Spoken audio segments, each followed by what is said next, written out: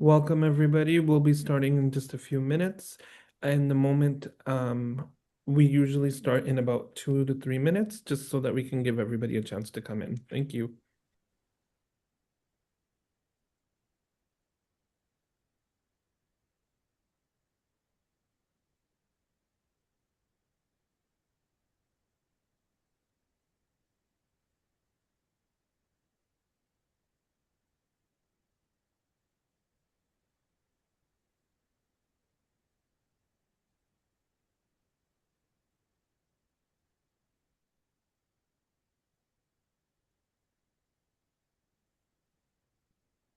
Yeah, that's why I'm saying that.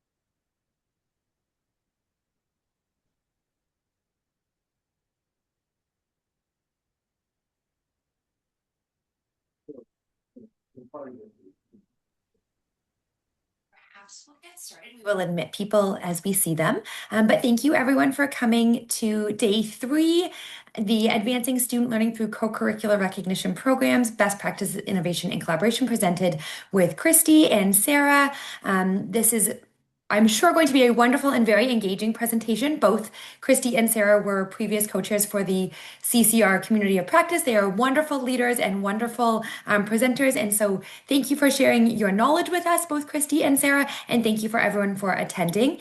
This is a presentation that will go till about 2:30. We ask that you be respectful of the presenters as they're presenting, but I myself will be monitoring the chat, and Sarah and Christy, I can let you know if anything comes up there. So without any further ado, take it away, ladies. Amazing. Thank you so much, Haley, and thank you everybody for joining us on day 3 of the Communities in Focus Summit. Sarah and I are really excited to deliver a presentation, which we also delivered at the Caucus Conference this year. So my name is Christy Starkey. I am the Co-Curricular and Career 360 Lead at St. Mary's University in Halifax, Nova Scotia. Good afternoon, everyone. My name is Sarah Schultz-Essler. I serve as the director of the Spartan Experience Record at Michigan State University. And as shared, Christy and I got to serve together for over 2 years as the Co-Curricular Record Community of Practice co-chairs. And both have a lot of exciting things to bring to you today when it comes to thinking about how you advance a co-curricular recognition program. As Haley shared as well, we welcome your questions throughout, and Christy and I will ensure to leave ample time for questions at the end. Perfect. So before we get started, we want to provide a land acknowledgement from each of the areas that we're joining from today. So as I mentioned, I'm at St. Mary's University, and we are located on the ancestral and unceded territory of the Mi'kmaq people. So this land is part of Mi'kma'ki, the traditional territory that has been stewarded by the Mi'kmaq for thousands of years. And it is governed by the peace and friendship treaties, which are still in effect and remind us of our responsibilities to one another and to this land. And we also honor the long-standing history and contributions of the African Nova Scotia communities, people who have lived and worked on this land for over 400 years and continue to shape its future. And then I'll hand it over to Sarah. Thanks, Christy. So Michigan State University occupies the ancestral, traditional, and contemporary lands of the Anishinaabe Three Fires Confederacy of the Ojibwe, Ottawa, and Potawatomi peoples. The university resides on the land ceded in the 1819 Treaty of Saginaw. I will further introduce you to Michigan State University. We are located in East Lansing, Michigan. I had the joy of getting to learn more about provinces and institutions. Attending the caucus conference was a great joy and got to meet Christy for the first time. So all the more, if you haven't heard of Michigan State University, I'd like to introduce you and contextualize a bit of our institution. We are a large land grant institution in the state of Michigan. We have roughly around 40,000 undergraduate students, and our formal co-curricular record name is the Spartan Experience Record. We have been around a little over 5 years, specifically launched to students. We kicked things off and started scoping work in 2016 and got to do a soft launch in 2019. So quite a few years of investment and work to be where we are today. We have 2 full-time staff, I myself and fellow coordinator, and presently we have surpassed just around 1,200 positions in the record and are growing all of the time. I'll let Christy further introduce St. Mary's. Amazing. Thanks, Sarah. So as I mentioned, St. Mary's University, we're in Nova Scotia. And so our institution is roughly around 65 undergraduate and graduate students.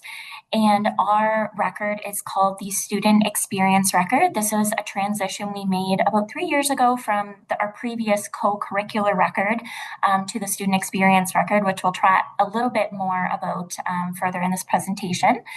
So our record has been in existence since for about 12 years now, which is very exciting. I am the full-time staff member that facilitates the program, and our program has a little over 1,500 positions and almost 500 activities. So we have a large database of things that students can get involved with.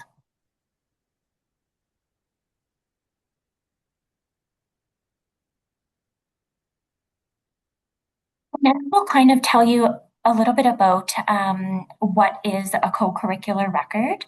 And so this was a definition developed by the Co-Curricular Record Community of Practice, which we'll also introduce to you a little bit later in this presentation. So we developed this definition, and it's our updated one. So a co-curricular record or recognition program provides a process and a document validating a student's achievement, learning, and involvement within post-secondary institutions' defined co-curricular programming and experiences. So recognition of co-curricular experiences can be part of other comprehensive documents such as the experiential records. And a definition of what a co-curricular experience is, it's an out-of-class learning activity that supports student learning and skill development, specifically around the interpersonal, intellectual, and personal growth of college and university students. We have a small activity here. I know we're not a large group today, but we definitely value your feedback if you want to pop your answers into the chat. But we wanted to use this exercise called the Sailboat Retrospective to get an idea of where you are at with your current CCR program. If you currently don't have a program in place, that's okay too. Maybe this can be thoughts around developing a co-curricular program and what that might look like for you. So we kind of use this little demonstration here to kind of picture and see where our program's at and where we can go with it. So if we think about the sailboat image in the middle of the image here, you'll see that is your program, whatever it might be called, CCR, the experience record, your will programming. And then we can see the little anchor, kind of the delay. So what blockers might be slowing your program down? What are the things that are kind of holding you back or keeping you backwards? Then we can kind of see up top with the clouds there, the boost. So what are things that are actually making the program go faster? What's kind of making it guide along and go smoothly? Then on the right side of the page, we can see the risks. So what might be kind of blocking your program? You can see those are represented by those underwater rocks. So, what are some things that might be keeping your program from kind of sailing along smoothly. And then finally, we can see that nice island destination there, your goals. So what are you aiming for, and what are some of the things that, might kind of keep you focused and keep your program going? So we want to open it up just to see if people have any thoughts about their current program, in terms of delays, boosts, goals, or risks that you might be experiencing, or ideas that you might have around these for a program that you want to develop. So we'll give folks here just a couple minutes to reflect and pop in the chat, or you can just simply speak out and unmute, and we're happy to hear you.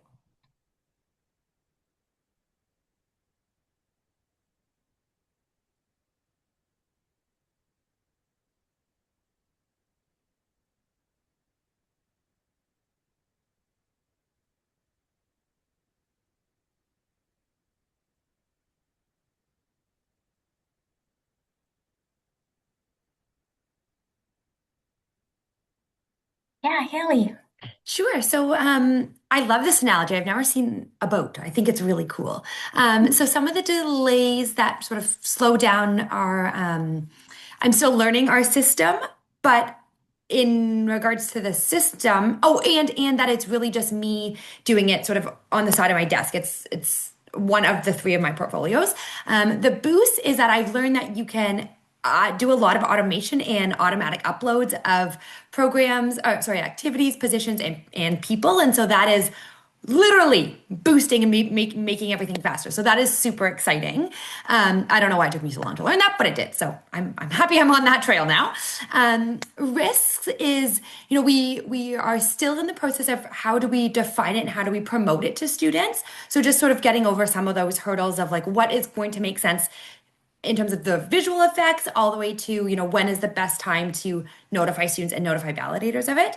But the goal in relation to that sort of risk is that I have an idea and our team has an idea of how we want it to go.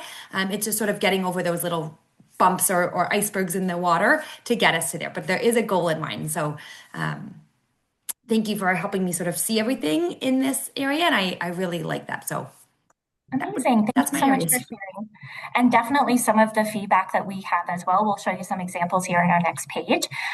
So that's so exciting, definitely great. So thank you.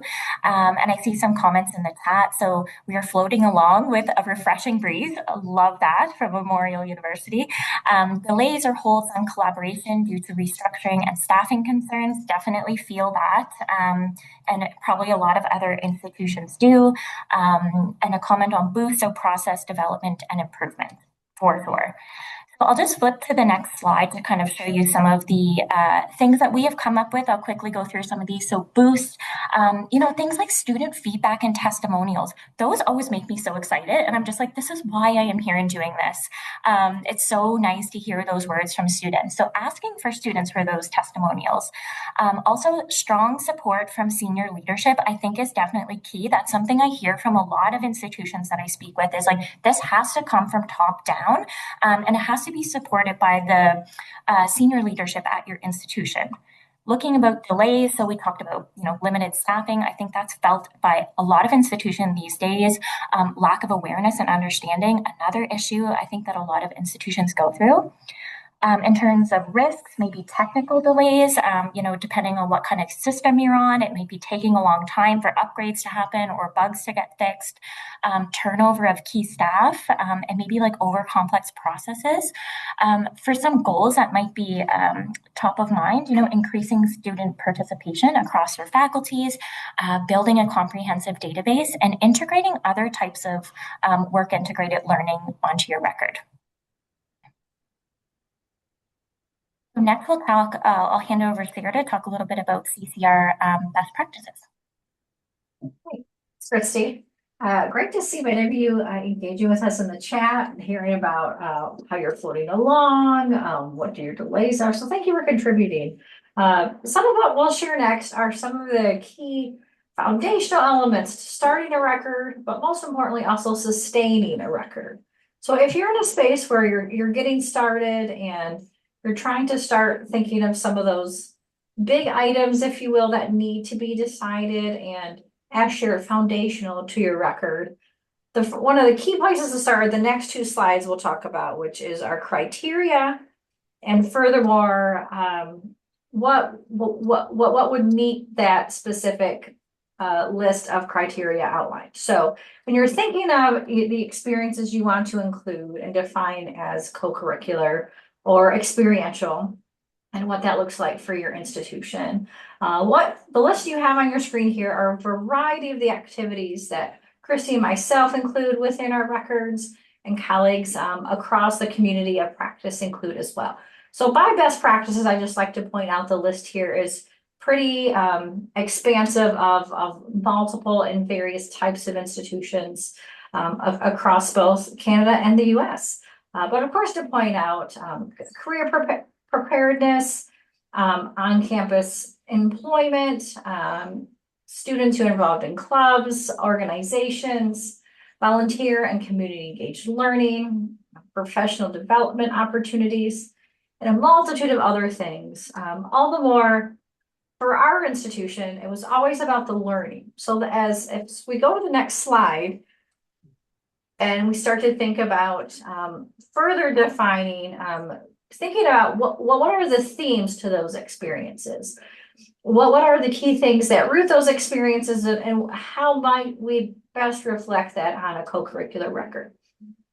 I'll use Michigan State as an example to bring this to light. So when we started out, we knew we wanted to focus on the learning in these experiences.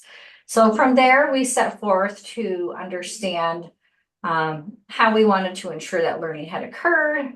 And so for us, who will be leading and validating activities, specifically who is ensuring that the student did complete an experience. So for us, we receive all of our data, primarily, I should say at this point in our tenure, from faculty and staff. We have expanded to include students, but we really wanted to hear from the advisor or the supervisor of an experience what the learning is. We also have a requirement of 1 to a maximum of 5 learning outcomes. And we also have a requirement of a learning outcomes strategy. So faculty and staff how they can articulate that, yes, I know a student has completed this learning if they've completed XYZ experience and potentially engaged in a reflection component or an exit interview or other options. But we have on your screen here are other best practices across the community of practice. Some institutions require a reflection for the experience to go on the record completed by the student. So maybe expanding on my current example, a faculty member may add a student, but in that case, it wouldn't get approved fully until the student completes a reflection experience. There are many reflection frameworks out there, and we have a wealth of space for you to learn and engage in and think deeper about really what it means to shape a rich co-curricular record experience. Additionally, we would encourage you to think about program data. Are there things in our work, we were really first and foremost, always focused on what it meant to be an engaged student outside of the classroom. But we are a very large place. We are a very data-driven place. And we knew we wanted to be able to have information that was accessible in ways that we could further reflect and make meaning of co-curricular learning. So I share that as we have structured our database. We are an Orbis campus, and a lot of things are exportable, or we have ways, we also send data to other spaces on campus to create stronger visuals for us. So I share that as more of when you're thinking about supporting your students, are there other institutional goals or divisional goals or unit goals that also can be supported, or maybe on a broader scale, treading and how we often refer to as student success goals. Are there ways you could understand how students are engaging to further amplify those conversations as well? Shifting to our next slide, we would also encourage reflection and discussion after you've identified your set of criteria and what is going to be both included and defined for inclusion in your co-curricular record, is how you're going to manage and implement and really help create a structural space for your co-curricular record. Most of us would of course say you need some sort of technical solution to complete that with integrity, with consistency. And the logos you see on your screen represent a variety of the institutions who are part of the Co-Curricular Record Community of Practice currently use. We have some new names on here like Campus Groups. They have been a newer group to the conversation, and Simplicity Unihub within the past few years to note. But many of us, our spaces, I know Christy will share more in a bit, but we're a really great place to talk about our experiences, challenges, unique ways we're using it, having those aha moments of, wow, I didn't know I could turn this feature on, or, oh, I could think about using it this way. But furthermore, thinking about how you want to manage your co-curricular record and create a best experience for your students, as well as for faculty and staff at your institution. Great, thanks, Sarah. Yeah. So next, I know Sarah has talked a little bit about frameworks, but I will go into a little bit of a deeper dive into the competency framework. So this is a really important document and resource that complements any kind of co-curricular program. And it's something that depending on what type of technology you are using, what software, you might be required to develop a competency framework to kind of complement the different experiences that you have. And it can seem like a very daunting process. I know when we went through it, it seemed like there were so many skills and just so many things to look at. But I will say that most institutions don't just start from scratch. So in terms of St. Mary's University, what we did is we did an environmental scan and we gathered many different competency frameworks from other institutions and looked at what they were doing. And then we also looked at various established frameworks as reference that were already in place. So those were things like the CAS learning outcomes, the NACE career readiness competencies. Also, Caucus has a really great competency model as well that was developed in the last few years. So these resources, along with looking at other frameworks from other institutions, can be really helpful in kind of developing your language and also your structure in terms of how your program is going to look. A little bit more here on competency framework is that it's also important to include other stakeholders that are key at your institution. So not just within your team that you're working in, but also including other people that are going to be involved in your program and starting that process early on. So early involvement also equals better buy-in and a broader impact in terms of your programming. So some examples of some key stakeholders that you may want to consider in this process are your students, of course, your number one stakeholder. So for their lived experience, also their personal growth and what they want to work on, what are skills that they hear and things that they want to do and what are their interests. Your staff and faculty, so definitely key in terms of the design of your framework and also the delivery methods of it. If your institution has any professional programs, seeing what might be required for accreditation or what those learning goals look like and making sure those are also included in your framework. Here we have again our senior administration. So definitely really key to align your framework with what your institutional vision and goals look like. Because if you have to do reporting or different things like that, it's great to already have those structures in place and to complement each other. And then finally, employers and community partners. So really key because if we're telling students they can use these documents and resources if they're applying for jobs or those volunteering or whatever it might be, we want to make sure we're including the skills that employers are looking for. The other thing that we have talked about in our community of practice is revising your competency framework. So although it might seem like a daunting task, it might be a great idea to have a certain time frame in mind. Like maybe it's every 3 to 5 years, you're going to be taking a look at your competency framework and revising it, and also still including these stakeholders in your design and also looking at other frameworks is really important. As the times are constantly changing, it's very important to have updated skills and competencies on your framework. We kind of already covered some of these pieces here. So again, making sure your framework aligns with your strategic plans and initiatives, any priorities that the institution has, your key performance indicators, and any accreditation requirements. If you are in Canada, then there's some kind of like hot topics or keywords that will be important to include. So want to making sure we're having emphasis on work integrated learning, skills and goals, career and workforce readiness, community engagement and social impact, and also future skills and competencies for the shifting economy. So next we'll chat with you a little bit about marketing the co-curricular record, which is, I feel like it's always a hot topic in our community of practice meetings. It's something we're always trying to work on and develop.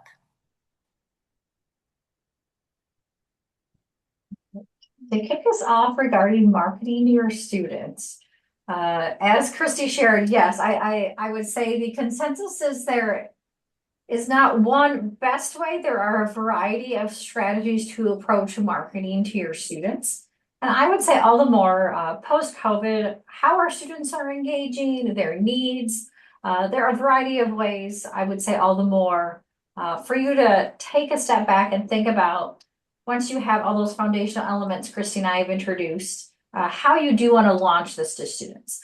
So I speak firsthand from the experience. We launched Spartan Experience Record in fall 2020.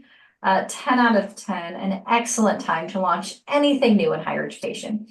And I was so excited that spring, pre-COVID, all the more there, of how we were going to do like large kickoff events and flyer across campus, and really just create an intentional strategy. So students, no matter if they were in an academic building, if they were wandering around campus, I was hoping they would interface and hear about the Spartan Experience Record. And unfortunately, we didn't get to do any of that for nearly a whole 2 years later. So, of course, the power of social media, the power of peer-to-peer marketing. We have a lot of things where we will reach out to student orgs who are represented in the Spartan Experience Record, and can we highlight you? And then a lot of their peers love to share and retag. Images with peers are the most popular post we have. So I just like to share something that we have found consistently. It could be a cute and fun visual or animation, but the best ones are always highlighting our amazing students. But I do want you to think about all the more, depending on your campus size, I think marketing can feel really daunting, right? Where, of course, every student could have, and we want to have access to the co-curricular record. But I will use our case, like marketing to 40,000 students is a phenomenal feat. It would be very, very costly and expensive for us to ensure students receive things multiple times. So I encourage you to think all the more, are there ways to directly market to first year students or juniors and seniors, and thinking about how you can talk about transferable skills and supporting, further supporting their career readiness. So really connecting to how you map your messaging to the student journey, I really think has a lot of further value and impact, and specifically from our direct experience to share, has been a wealth of support to helping grow and really help students see the impact of the record. And oh wow, I need to make sure I put this on my checklist as I'm wrapping up at MSU, for example. But all the more, I'd like to point out, Christy and her team have a really great co-curricular certified logo here that you can see at the top. So thinking about ways you are creating consistency, though, as you are creating posters or social media items, handouts, building a visual identity is a really integral space to ensure students you start to have they can recognize you as they find you or engage across the institution. So if there's anything, thinking about your audience, thinking about some of those key messages or action items to communicate, and all the more, building consistency into marketing are some of the key ways Christy and I have seen success, and where we've learned strongly from our community of practice as well. All right. When it comes to employers, and Christy, if you have items to share on this, of course, feel free to hop in. Employers and marketing has also been a key space of conversation for us as well. Some of us do this regularly. Some of us, I would say, we have highlighted as a key space of further growth and impact we would like to make into the future. And as Christy referenced, I think there's a lot of continued conversation conversations about how we are advancing career readiness and supporting the future jobs of tomorrow is a lot of the phrase we have been using on campus here. So really helping employers understand how a record could help further verify the strengths and skills a student may have and bring to that role, or to further understand the depth of their experiences. And there's a lot of neat ways to really begin those conversations, building relationships. I'd say all the more working with your career services network and having them as an integral partner to your work really brings many of these strategies together. Christy, I will say, is there anything you want to add here? I think like really it's the constant kind of connecting with your partners too. Like we have a lot of, we partner with and validate a lot of off-campus experiences with our community partners, which are like nonprofits, social enterprises. And what we find is there's a lot of turnover within those fields. So it's a constant connect. So at the beginning of each term, we're always connecting and just making people aware that we're here, you know, sending us our opportunities, and just making it kind of known that we are existing. So I think it really is that constant building, and just remembering to follow up with folks. 100%. Thanks, Christy. Right. And the last item I would add emphasis to is the power of the narrative that you can shape with your co-curricular record has incredible value and momentum and depth to really expand on what it means to be engaged and take away richness of skills, experience within co-curricular spaces. So I always like to pose the question for you to reflect and think on about how are you communicating your CCR engagement and experiences to your campus community and additional stakeholders. Over 2 years ago, I started doing meetings directly with some of the assistant deans or other executive leaders on campus, presenting the experiences that they contributed this past year and how many students participated and who participated. Were they students of color? Were they first generation? And it was really incredible to see these conversations unfold, as this wasn't data we had ever before to present. You may have found it in various pockets, but not in one centralized way to really bring better narratives. So I challenge you to think about how you could share your narrative. Is there an annual report? Something else I have started this past year. That is not a small feat to build an annual report, even with all the data ready. But it was a very valuable tool and something that we can attach to a website and really have live on for folks to further understand our goals and how we're contributing to student learning and advancing. The phrase career readiness is like very central to how we are moving forward with our student experience. So I share that phrase again here. But all the more, thinking about how you can package your work and really shape your narrative has a lot of impact for the future of your work and to support your students. Right, so talking a little bit more about the future and innovations of co-curricular learning and records, I'm going to introduce you to a few things here that if you're looking to learn more, Michigan State is a part of the LER Accelerator Initiative, which stands for Learner and Employment Record.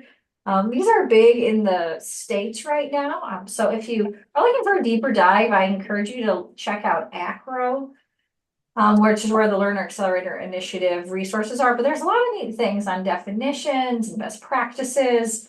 So just some additional food for thought when it comes to thinking about the future of co-curricular records and how we continue to advance, but what that means, and also creating better standards. That's a lot of the conversation in the state here in the States. Christy, do you want to mention a little about work integrated learning? Yeah, sure. So for our Canadian folks, you probably heard the term of work integrated learning, or WIL, before. So really this is kind of all of, experiential learning, but also work integrated learning, things like cooperative education, community service learning, or those types of learning experiences. They're very kind of popular and just increasing, because we know that when students do these experiences, it helps them gain skills and competencies, and also help them land jobs in the future too. So that is why, as I mentioned at the beginning, we kind of transitioned to the experience record model. So we could include all of our WIL programming on one record, not just the co-curricular, but kind of all of our WIL onto the one comprehensive record, which has been really great for us to have everything together. And it's wonderful for students to piece everything onto one document and to understand what they're doing.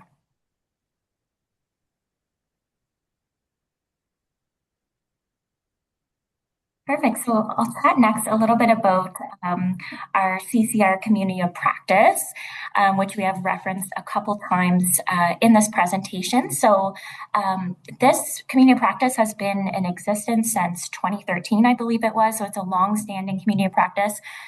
It is amazing. I would say if you're not already a part of it, then definitely join. Sarah and I are the outgoing chairs, and Haley and Chris Herbert, they are new co-chairs, and they're so wonderful.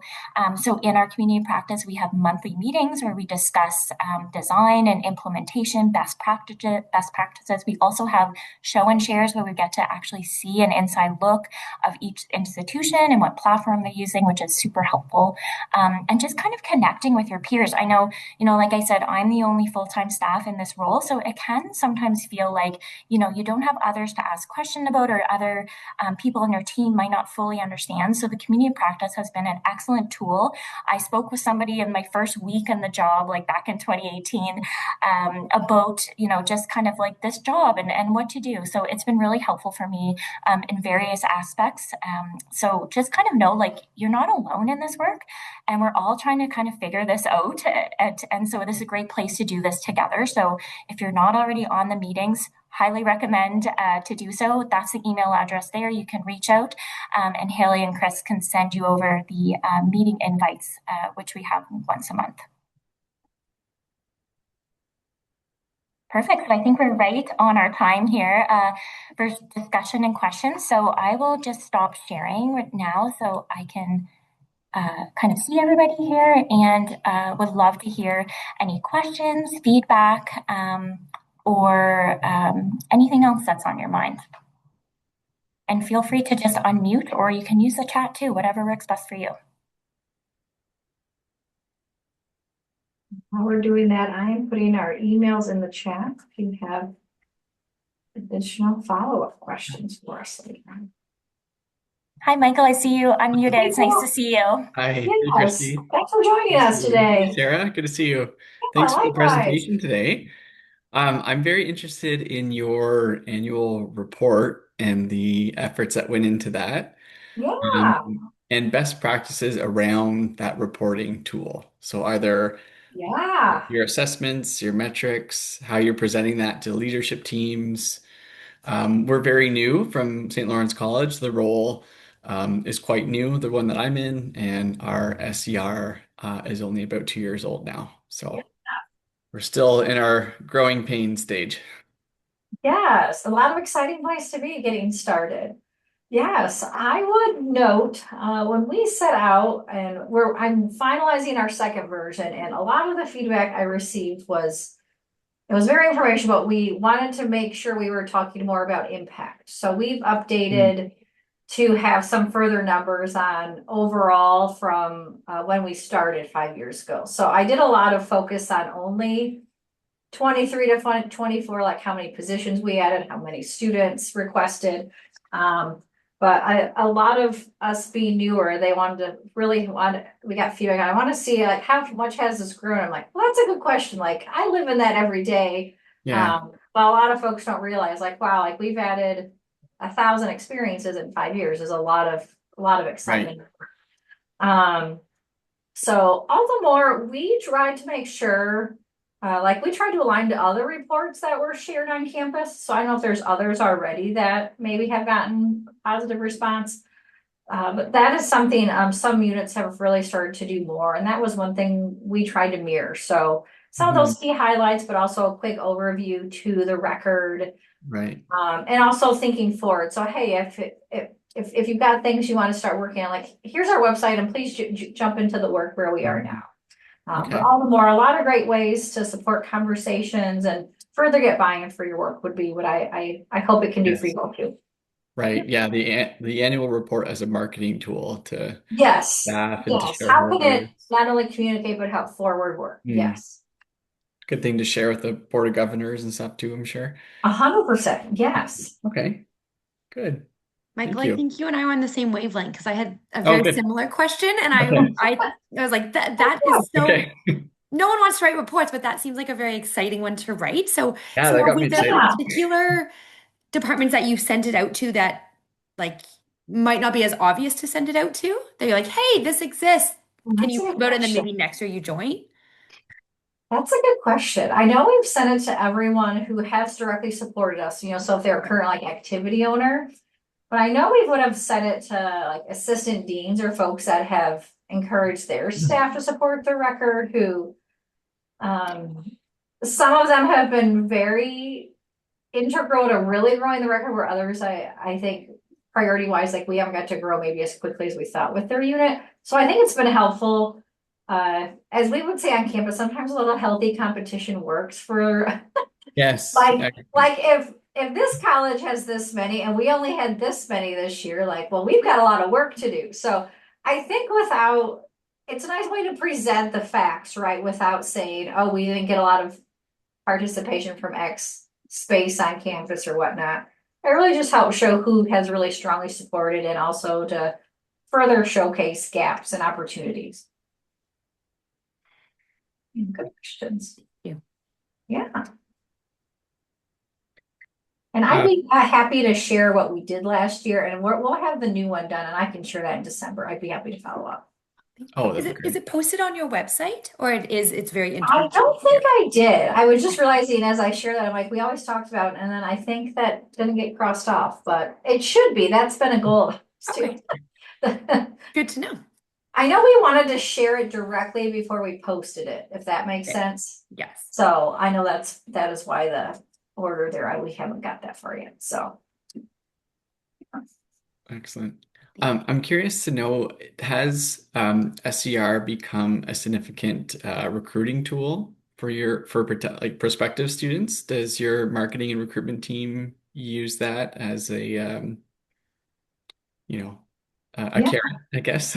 Sure, yes. We are a part of, so I'm in a really large division, so we are something mentioned broadly when it comes to recruitment or we have presentations that we manage for students that we rotate. So like when I present, I always talk on the SCR. So it may vary who is presenting the information. So I would say we're not an integral selling point. That would be my moon and my star is big dream, and I hope we get to Yeah. one day. Yeah. But what about you, Christy? Is there anything but in your admissions work as well? I would say not so much talk on the record part, but like a lot of just like the programs in general, like, Programming. Yeah. co-op and like they'll talk about, Yes. we have somebody that can help you get involved and like track it. So like I think we Yes. definitely need to do more work. We've been really trying to do presentations with our recruiting team. There's been a whole turnover of folks there, so that's been really tricky on our end. But constantly just trying to like get them to remember what we do and that we're here. Even we had requested when they do the campus tours, like come up to our office and show them where we live, So that's been something that they just implemented this fall, which is great. But I think it's always a constant reminder of just like, hi, we're here and we are doing wonderful things. Good. Okay. Excellent. Thank you so much for your questions. Oh, Great to see yeah. you. Yeah, great to see you. I really liked what you mentioned about the student perspective and highlighting student scenarios and using that as a marketing tool. I think that's a big probably the best approach. So Mhm. we'll definitely take that nugget away. Amazing. Michael. Probably have time for one additional question, if anything, or we're actually right at time. And I see you put our contact info in the chat, Sarah, so Yes. thank you so much. If folks have Yes. other questions or if you want to connect with us or ever set up a time to connect, we are happy to do that. So please reach out to us and we're happy to connect further about anything that we chatted about today. And hopefully we will see you at a future community practice meeting. Yes, 100%. Thank you all so much for joining us today and for your time and questions. We hope this was helpful for your future goals. Thank you.